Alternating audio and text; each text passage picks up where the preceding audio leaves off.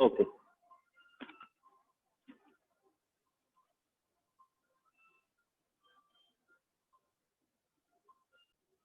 चलिए, position vector है तो इस तरह से तो 3 डायमेंशन में बात नहीं करेंगे, 2 डायमेंशन में करेंगे। हमारे पास 4 पॉइंट्स हैं और 4 पॉइंट्स की लोकेशन हमें बतानी है ओरिजिन के रेस्पेक्ट में। तो इससे बोले कि सर ये 60 डिग्री पर है, डायरेक्शन हो गई। डिस्टेंस कितनी है बच्चों कि सर ये 10 किलोमीटर है। तो बेटा कॉपी में कैसे रिप्रेजेंट करोगे? तो मैंने बोला था ऐसी कोई डिस्टेंस मेजर करेंगे, कंसीडर करेंगे कि जो हम कॉपी में इजीली बना सके। कि सर हम इसको कॉपी में बनाने के लिए तो बड़ा इजी है, हमें जहां पे हमारा नहीं पहुंचते वहां पे क्या करते हैं, लेट करते हैं। Let 1 kilometre equals to 1 centimetre. अब आराम से 10 सेंटीमीटर की लेंथ की एक लाइन ड्रॉ करेंगे 60 डिग्री के साथ, तो डायरेक्शन भी आ जाएगी और मैग्नीट्यूड भी आ जाएगा। और वेक्टर क्या है? एक ऐसी क्वांटिटी जो डायरेक्शन को भी रिप्रेजेंट करती है और मैग्नीट्यूड को भी। तो उसे क्या बोलेंगे? अब ये है ना, वेक्टर बोलते हैं। अब ये वेक्टर किसकी पोजीशन को बताता है? बॉडी, एक पॉइंट ए के ऊपर जो बॉडी है। तो मींस इसको ही हमने क्या बोला? पोजीशन वेक्टर, जो किसी की पोजीशन बनाने के लिए यूज किया जाता है। The vector which is use to find out the position of an object, तो उसको पोजीशन वेक्टर बोलते हैं। विद रेस्पेक्ट टू ओरिजिन या विद रेफरेंस टू कोई भी एक, कहीं से भी। जैसे कोई आपसे एड्रेस पूछता है कि मुझे सोनम का एड्रेस बताओ, लद्दाख का, है ना, कि सर लद्दाख का एड्रेस दिल्ली से इतनी डिस्टेंस इस डायरेक्शन में रहेगा, ईस्ट में। तो सोनम बोलेगी, खुद अपना एड्रेस सोनम बताएगी। बताओ बेटा, बताओ जल्दी से। सोनम बोलो, सोनम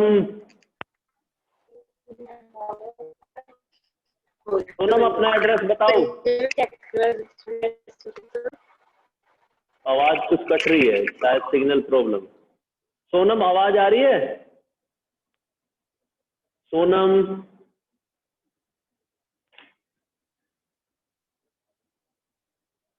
तो है ही नहीं,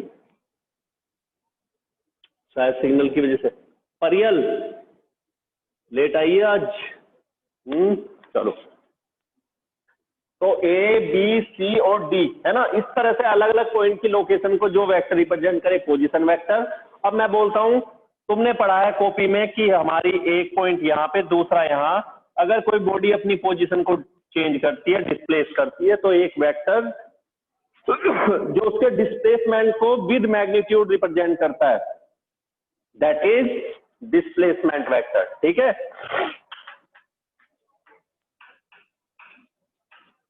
इसको क्या बोलोगे? Displacement vector. और ये डिस्प्लेसमेंट वेक्टर ऐसे भी हो सकता है, ऐसे भी हो सकता है, या ऐसे भी रह सकता है ना, या ऐसे भी हो सकता है। बस कोई बॉडी है, पोजीशन चेंज करके वहां से वहां पर आती है। ठीक है, तो इस तरह से हमारे 2 टॉपिक हमने पढ़े हैं। पोजीशन वेक्टर क्या होता है? The vector which represent the position. Displacement vector, the vector which represent the displacement. या ये बोल सकते हो, when an object displaces from one point to another in a particular direction, then the vector which represents their location, initial and final position, is called displacement vector। तो ये दोनों topic हमारे हो चुके थे, बड़े अच्छे से समझ लिया था सबने। इसके बाद मैंने बोला था टाइप्स ऑफ वेक्टर। तो जनरली हम 2 तरह के वेक्टर पढ़ते हैं, बाकी मैग्नीट्यूड वगैरह के अकॉर्डिंग तो कई सारे हैं, लेकिन जो हम कैटेगरी पढ़ते हैं जिसमें मैग्नीट्यूड की बात नहीं करेंगे, वो हमने कितने तरह का पढ़ा था? मुस्कान बताओ, परियल, बच्चों बोलो। चलो, सिग्नल प्रॉब्लम है। तो 2 तरह के वेक्टर होते हैं। हेलो बच्चों, मेरी आवाज तो आ रही है ना? Hello, yes sir. ठीक है, ठीक, बोलते नहीं हो। तो 2 तरह के वेक्टर होते हैं जो कैटेगरी के अकॉर्डिंग हम बोलते हैं। पहला था, बोलो, पोलर। दूसरा एक्सियल। याद आ गया? पोलर और एक्सियल। पोलर कौन से होते हैं? जिसमें कोई भी बॉडी या कोई भी वेक्टर, कोई भी क्वांटिटी अपना इनिशियल पॉइंट रिप्रेजेंट करती है ना? तो ऐसे कई सारे होंगे, डिस्प्लेसमेंट, फोर्स, एक्सेलरेशन, जिसमें हमारा वेक्टर का एक स्टार्टिंग पॉइंट होता है। स्टार्टिंग पॉइंट है, अब आगे कहीं तक भी जाए, या यही इसी पॉइंट से दूसरा वेक्टर इधर की तरफ चलता है ना? तो इनिशियल पॉइंट रहे, फिक्स पोजीशन रहे, उसे हम क्या बोलेंगे? Polar vector. हेलो, तो वो सारे वेक्टर जिसमें इनिशियल पॉइंट होता है, स्टार्टिंग पॉइंट। आवाज नहीं आ रही समझ में? बेटा सिग्नल की देखो, यहाँ पे तो सब कुछ ठीक चल रहा है आज तो। देखो वहां पे आ रही है मोबाइल। आवाज तो। हाँ, अरे सबके साथ प्रॉब्लम है आवाज वाली? नो सर, आ रही है। आ रही है? नो सर, बेटा आ रही है। आ रही है सभी को, ठीक है। बेटा चेक करो आप जरा अपना सिग्नल वगैरह को चेक करो। अहाना, ये बेटा अहाना त्यागी कौन है? रोल नंबर क्या है? इसने रोल नंबर नहीं लिखा अपना। दृष्टि त्यागी रोल नंबर नहीं है। स्नेहा गर्ग, अच्छा इसको मालूम है। यशिका कप है 4। सर मुझे अपना रोल नंबर पता नहीं है। चलो कोई बात नहीं, वो पता कर लेना। तो पोलर के लिए क्या बोला कि जिसमें इनिशियल पॉइंट होता है, स्टार्टिंग पॉइंट होता है। पोलर वेक्टर्स होते हैं फोर्स, एक्सेलरेशन, है ना, इलेक्ट्रिक फील्ड, मैग्नेटिक फील्ड, इन सब में स्टार्टिंग पॉइंट होगा। लेकिन एक्सियल वेक्टर कौन से होते हैं? तो ये सारे कौन से हमारे? पोलर। एक्सियल कौन से होते हैं? कि जिसमें, बताओ बच्चों, कि वो सभी वेक्टर जो रोटेशनल मोशन को, रोटेशनल इफेक्ट को शो करते हैं, रिप्रेजेंट करते हैं। अब ऐसी कौन कौन सी क्वांटिटी होती है हमारी? रोटेशनल इफेक्ट मतलब कि जिसमें कोई बॉडी या कुछ भी क्वांटिटी किस वे में ऑब्जर्व करते हैं, कि जिसमें हम क्या ऑब्जर्व करेंगे? रोटेशनल इफेक्ट, इस तरह से। तो इसमें जो एक्सिस होगी या तो अपवर्ड, या दूसरा क्या हो सकता है? डाउनवर्ड। अब अपवर्ड कब होगा? देखो, अगर मैं अपने थंब को, ये कैसे पता कर सकते हैं? इसके लिए हम रूल यूज करते हैं, राइट हैंड थंब रूल। जैसे आपने 10th में पढ़ा था इलेक्ट्रिसिटी में, है ना, पढ़ा था राइट हैंड स्क्रू रूल, इस तरह से। तो इसमें बोलते हैं राइट हैंड थंब रूल। क्या यूज करेंगे? कि जिधर हमारी बॉडी मूव ट्रेवल करती है, रिवॉल्यूशन करती है, उधर अपनी फिंगर, तो इस तरह से। तो ये कैसा रोटेशन है? एंटी क्लॉकवाइज, घड़ी के उल्टे दिखाई देती है रोटेशन। तो इसमें क्या होगी? जो थंब की डायरेक्शन है वो किसको रिप्रेजेंट करेगी? डायरेक्शन ऑफ द वेक्टर, इस तरह से। तो ये हमारी एक्सिस होगी। इसकी डायरेक्शन, एक्सियल वेक्टर की डायरेक्शन क्या है? अपवर्ड बोल सकते हो, लेकिन बोर्ड के अकॉर्डिंग, अगर बोर्ड के अकॉर्डिंग मैं बात करता हूं तो आउटवर्ड। अब यहां की बात करें क्लॉकवाइज की, तो क्लॉकवाइज के केस में कैसी होगी? यहाँ पे इनवर्ड, है ना। इनवर्ड को मैंने क्या किया? जैसे ट्रेन जाती हुई रहती है ना, इस तरह। बट ट्रेन को पीछे देखते हैं तो सबसे पीछे वाली बोगी पे क्या होता है? क्रॉस, और आगे वाली पर एक टिप लगा दे कि इंजन जो निकलता है वो पॉइंट की तरह। तो इस तरह से। तो एंटी क्लॉकवाइज है तो आउटवर्ड, क्लॉकवाइज है तो इनवर्ड। तो दो तरह के आते हैं जो कैटेगरी हमारी है वेक्टर्स की, पोलर और एक्सियल। बाकी मैग्नीट्यूड के अकॉर्डिंग या डायरेक्शन की बात करें तो वो अलग अलग वे में कई तरह के नाम हम इसमें पढ़ेंगे आगे। तो अब बात करते हैं मैग्नीट्यूड डायरेक्शन के अकॉर्डिंग। इसमें हमारा मैग्नीट्यूड कुछ भी हो, लेकिन ये दोनों जो कैटेगरी है ये हमेशा रहेंगी, और इन्हीं दोनों के अंडर सारे वेक्टर हम पढ़ते हैं। तो अब बात करते हैं फर्स्ट वेक्टर, और उसको बोलते हैं equal vector. Equal vector, equal vector क्या होते हैं? हम कोई भी दो वेक्टर की बात करें, सेम क्वांटिटी के होने चाहिए, और वो ऐसा नहीं कि फोर्स और एक एक्सेलरेशन, या तो दोनों फोर्स के हों, या दोनों एक्सेलरेशन हो, दोनों वेलोसिटी हो, दोनों मोमेंटम हो, एंगुलर मोमेंटम हो, मींस दोनों एक ही क्वांटिटी के वेक्टर होने चाहिए। तो जब दो वेक्टर होंगे ऑफ सेम मैग्नीट्यूड, इस तरह से in a same direction, two vectors, equal vector किसको बोलोगे?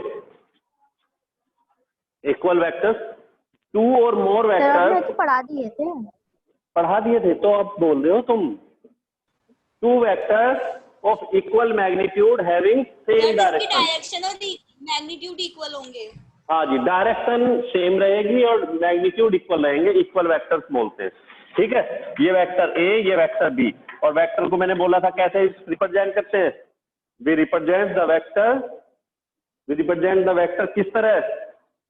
रेज टू द क्वांटिटी, जो भी क्वांटिटी, एरो से, है ना, raise arrow raise to a quantity. इसके बाद आता है नेगेटिव वेक्टर।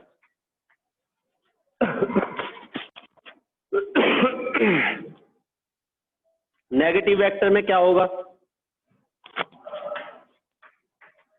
बोलो? नेगेटिव वेक्टर में एक की डायरेक्शन अगर ईस्ट में है तो दूसरे की किस में होगी? वेस्ट में।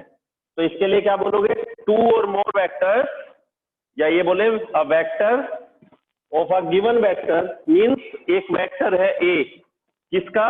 बी के लिए बोले मैग्नीट्यूड इक्वल होगा लेकिन डायरेक्शन कैसी होगी?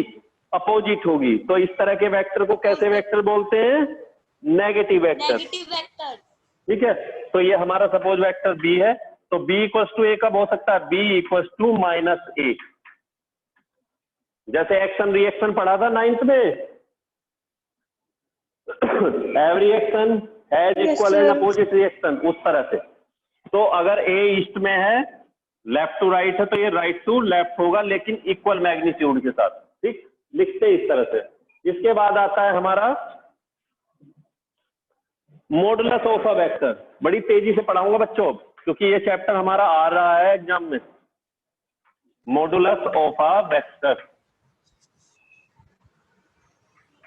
अब मॉडुलस क्या होता है वेक्टर का? तो देखो, वेक्टर क्वांटिटी में क्या क्या होता है? वेक्टर क्वांटिटी में हम क्या लेते हैं? We take magnitude as well as direction. लेकिन मैंने बोला क्या बोला था? Modulus of a vector. तो मॉडुलस का मतलब क्या होता है कि उस वेक्टर का केवल क्या रिप्रेजेंट लेना है? मैग्नीट्यूड। जैसे वेक्टर ए की बात की है ना, तो इसमें वेक्टर ए में क्या होगा? इसको मोड लेने से रिप्रेजेंट किस तरह से करते हैं? इस वे में, ये सिंबल है मॉडुलस का कि टू पैरेलल लाइन रहती है, टू पैरेलल लाइन रहती है और उसके अंदर इस तरह से हम वेक्टर क्वांटिटी को लिख देते हैं। जैसे एफ का लेना है, एक्सेलरेशन का लेना है, तो जिसका भी मोड लेंगे इस तरह से उसको लिखेंगे और आगे क्या आ जाएगी उसकी केवल वैल्यू। जैसे मान के चलते F equal to 6 newton in east, ये बात मैंने लिखी है। इन ईस्ट का मतलब क्या है कि इस डायरेक्शन में 6 न्यूटन की फोर्स अप्लाई की है। अब इसका मोड लेंगे तो मोड से मतलब क्या होगा? और आंसर क्या आएगा? केवल 6। केवल मैग्नीट्यूड जब किसी क्वांटिटी का बोलते हैं तो उसे क्या बोलेंगे? उसका मॉडुलस। ठीक है, नेक्स्ट आता है यूनिट वेक्टर। यूनिट वेक्टर क्या होता है? नोट भी करते रहना ये सारी बातें। मॉड्यूलस वेक्टर फिर से बता दीजिए। मॉडुलस वेक्टर क्या होगा? किसी भी वेक्टर क्वांटिटी का केवल वैल्यू लेना, उसका मैग्नीट्यूड ले, तो उसको मॉडुलस वेक्टर बोलते हैं। अब लिखते किस तरह से? इस वे में, मीन्स टू पैरेलल लाइन होती है और उनके बीच में उस क्वांटिटी को लिख देते हैं। समझ आ गया? ये सारे एग्जांपल हमारे मॉडुलस से हैं। ठीक, इसके बाद बात करें यूनिट सर, एक बार वेक्टर। नेगेटिव वेक्टर बता दीजिए। बेटा लेट कैसे आ रहे हो वापस बार बार? ये वेक्टर ए, अब इसका नेगेटिव कब होगा? जब इसकी वैल्यू इतनी ही रहे लेकिन डायरेक्शन अपोजिट हो जाए। ठीक है, और इसको बोला जाएगा नेगेटिव ए। या हम बोल सकते हैं कि दूसरा वेक्टर था ये बी, लेकिन इस बी की रियल में वैल्यू क्या होगी? अगर ये ए के इक्वल है तो माइनस ए वेक्टर। वेक्टर जरूर लगाओगे वेक्टर क्वांटिटी पे। समझ आ गया? तो नेगेटिव वेक्टर क्या होगा? The vector of a given vector, ये जरूर बोला जाता है the vector of a given vector, किसी गिवन वेक्टर का वेक्टर होगा in opposite direction with same magnitude, magnitude equal रहे लेकिन डायरेक्शन अपोजिट हो तो उसे उसका क्या बोला जाता है, नेगेटिव वेक्टर। इक्वल किसको बोलते हैं, दोनों के magnitude equal, direction equal, same. Modulus क्या बोलेंगे, जिसमें उसका मैग्नीट्यूड लेते हैं। यूनिट वेक्टर क्या लेंगे, जिसमें मैग्नीट्यूड क्या होगा, द वेक्टर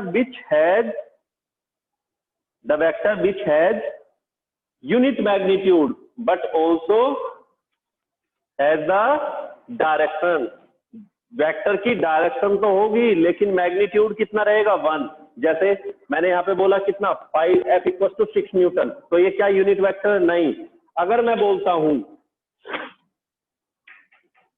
1 न्यूटन, मैं बोलता हूं 1 मीटर पर सेकंड स्क्वायर, वेक्टर है और ये सभी डायरेक्शन कुछ भी रहे, इन ईस्ट, इन वेस्ट, है ना, इन साउथ,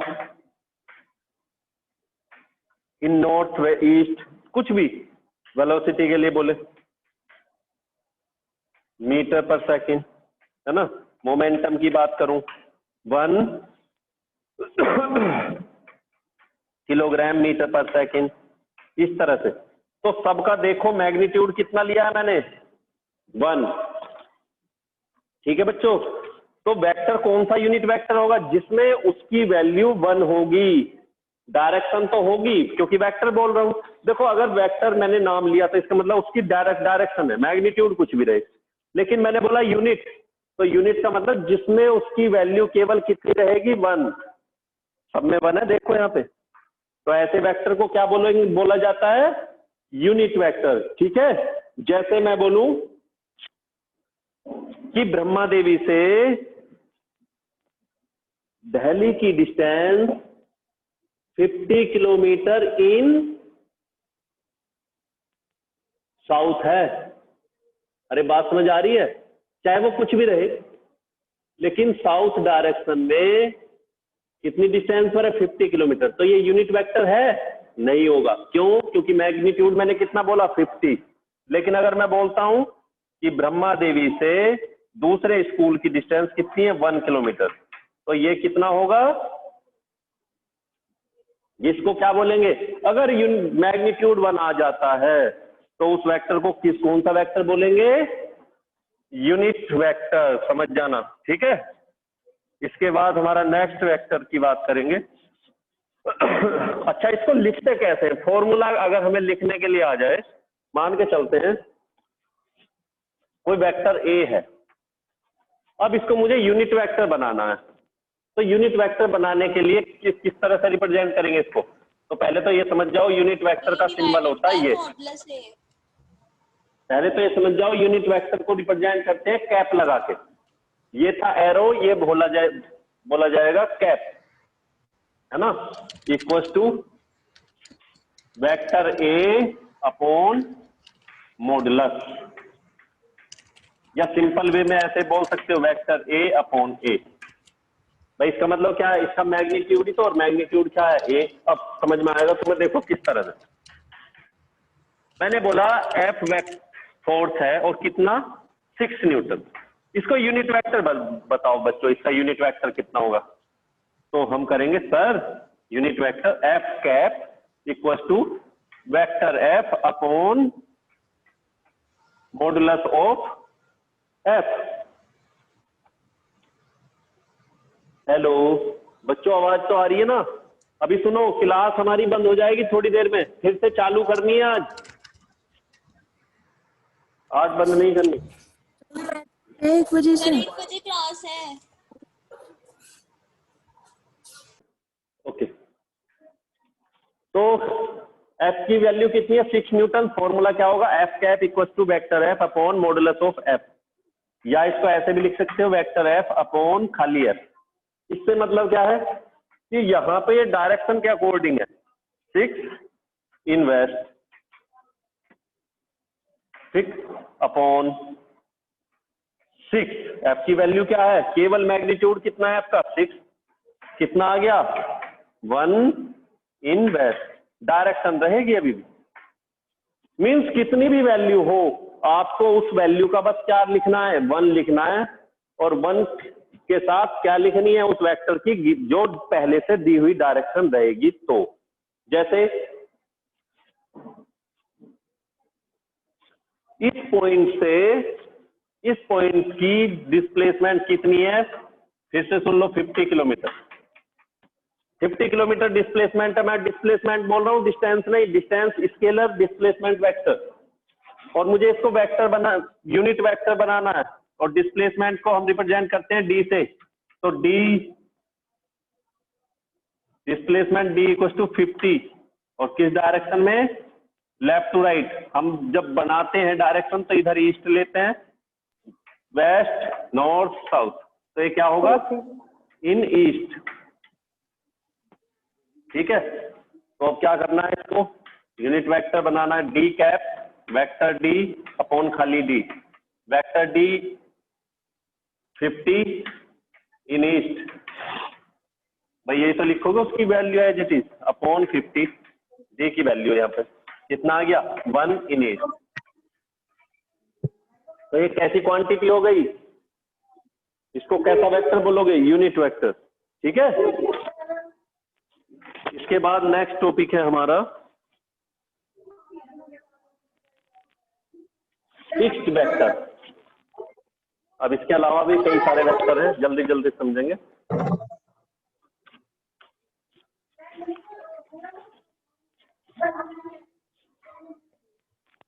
कई सारे वेक्टर हैं, और वो वेक्टर के नेम क्या है, देखो, फिक्स्ड वेक्टर। अब फिक्स्ड वेक्टर क्या होता है, फिक्स्ड वेक्टर किसको बोलेंगे, तो देखो फिक्स्ड वेक्टर किसको बोलते हैं कि जिसमें हमारा वेक्टर एक ही जगह बाउंड रहे,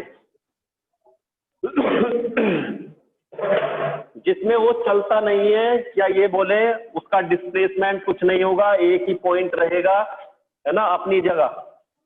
जैसे ये है, डायरेक्शन है ये वाली, लेकिन मैग्नीट्यूड इसका नहीं है, तो ऐसे वेक्टर को कैसा वेक्टर बोलते हैं, फिक्स्ड वेक्टर, जिसका जो स्टार्टिंग पॉइंट है वो फिक्स रहता है। इस तरह के वेक्टर को हम कौन सा वेक्टर बोलते हैं, फिक्स्ड वेक्टर।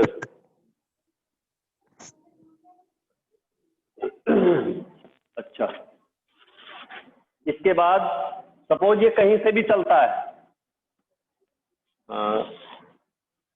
ओरिजिन की बात करें, मान के चलो किसी बॉडी ने यहां से चला है वो, और कहीं भी घूमते हो कहीं भी जाता है, तो इस वेक्टर को कौन सा वेक्टर बोलेंगे, जब स्टार्टिंग में चलना शुरू किया इसने, फिक्स्ड वेक्टर या लोकलाइज्ड वेक्टर। इसके बाद नेक्स्ट है हमारा, छोटे छोटे पॉइंट है, जल्दी जल्दी समझेंगे, फ्री वेक्टर। फ्री वेक्टर, इसके बाद है कोलिनियर वेक्टर। सबसे पहले ये देखते हैं, तो फ्री वेक्टर क्या होगा, जिसमें उस वेक्टर का स्टार्टिंग पॉइंट लोकलाइज नहीं होगा, मींस बॉडी हमारे हमेशा हमारी चलती रहती है।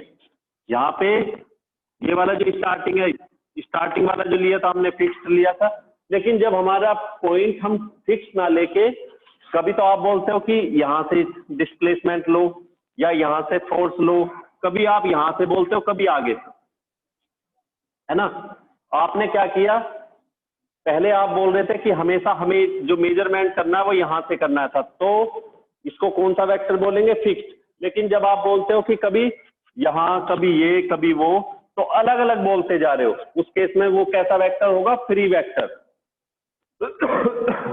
ठीक है, फ्री वेक्टर कब, जैसे वेलोसिटी, एक्सेलरेशन, जब जिसमें हम बीच में बात पूछते हैं, मैंने बोला शुरू में कितनी थी, आपने बोल दिया इतना, शुरुआत में फोर्स कितना था, तो फिक्स्ड वेक्टर है। मैंने पूछ लिया 2 घंटे के बाद, 4 घंटे के बाद, मीन्स कभी भी पूछ लेता हूं, तो उस कंडीशन में क्या बोलोगे आप कि वेक्टर तो है लेकिन फ्री वेक्टर है, कुछ पता नहीं कहां से कोई चीज पूछ बैठेंगे, वेलोसिटी फ्री हो गई।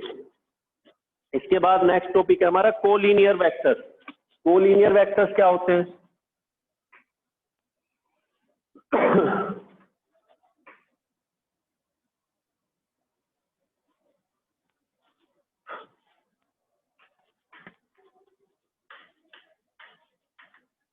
कोलिनियर वेक्टर में जब हमारे सभी वेक्टर एक ही लाइन में होंगे, पैरेलल होंगे, है ना, तो सबके सब हम क्या कैसे वेक्टर्स बोलते हैं?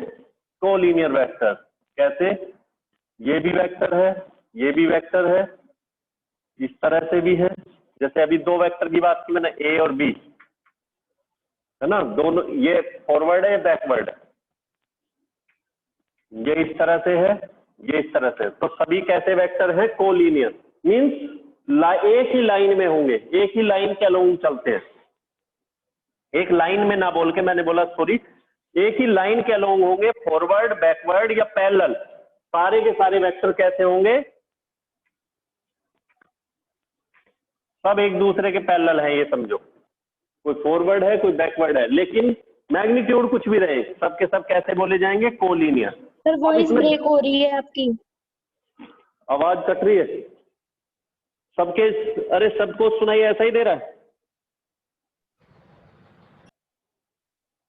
तो कोलिनियर वेक्टर समझ आ गया, जिसमें सभी एक दूसरे से पैरेलल होते हैं, फॉरवर्ड चले, बैकवर्ड चले, किसी भी तरह से, लेकिन एक लाइन के अलोंग चलेंगे। लाइन के अलोंग से मतलब क्या होता है? हम कई बार बोलते हैं इन अ पर्टिकुलर लाइन, और एक बार बोलते हैं it moves with along a line. तो अलोंग बोलने में और इन अ पर्टिकुलर लाइन बोलने में थोड़ा सा डिफरेंस है। अगर मैंने बोला इन अ पर्टिकुलर लाइन, तो ये लाइन है, इसी लाइन में उसको चलना है, ना इधर ना इधर, सीधा। और मैंने बोला along a line, along a line से मतलब क्या है? मान के चलो कोई पर्सन यहाँ पे चलता है ना, और मैं बोला दो बच्चों को एक लाइन में चलना है, एक ये और एक ये, है ना, इस तरह से दोनों एक ही लाइन में आएंगे, पीछे भी एक साथ जाएंगे, दोनों एक साथ।